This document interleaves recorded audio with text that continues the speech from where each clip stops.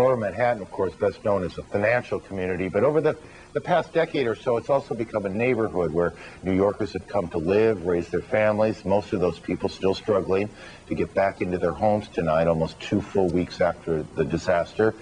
With more on this part of the extraordinary cleanup, CNN's Beth Nissen. Damon Gersh is busy. He's the president of Maxons Restorations, the largest disaster cleanup company in Manhattan. 10-4, I understand they opened 10 buildings over in Battery Park City, so I expect an onslaught today.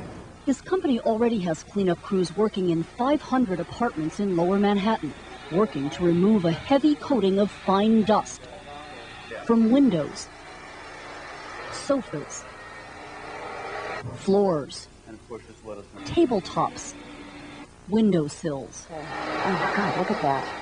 You can feel it's a gritty concrete dust. Everything that the World Trade Center was constructed of is in this material. A mix of pulverized concrete, particles of glass, steel, asbestos, ash, and soot.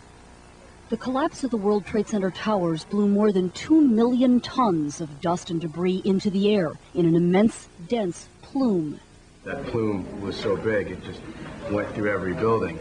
It went through convectors, it went through elevator shafts, it came in through air duct systems. It goes into the upholstery, it'll be in computers, fax machines, stereo equipment, in closets, it's on people's clothing, it's going to be in kitchen cabinets. We haven't seen anything that wasn't covered in dust. Buildings adjacent to the World Trade Center were hardest hit. This apartment looked out at the South Tower and now looks out at what's left of it. 3 inches of dust and debris make the room into a 21st century Pompeii. Maxons cleanup workers are undaunted by even this level of destruction. When we see a really badly damaged apartment, we say, okay, we can clean this up and let's get to work. Their work is laborious. The heaviest debris is shoveled out or vacuumed up. Every surface is repeatedly wiped with specially treated sponges and cloths, and finally polished.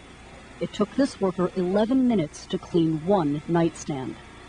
It is taking an average of 12 hours for a team of 5 to clean a small 1-bedroom apartment. Average cost, $1,500, usually paid by building management or owner's insurance.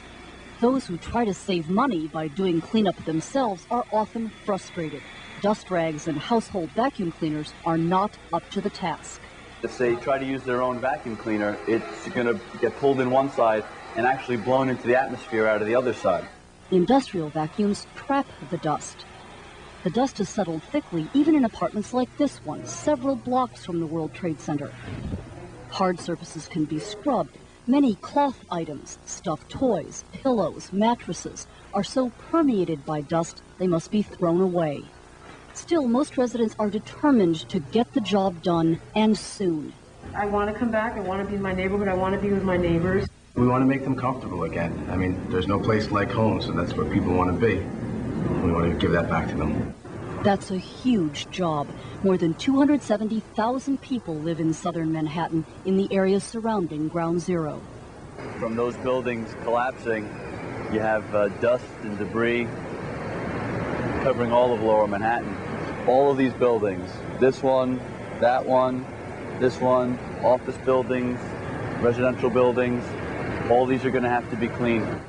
1 windowsill, 1 lampshade, 1 book at a time.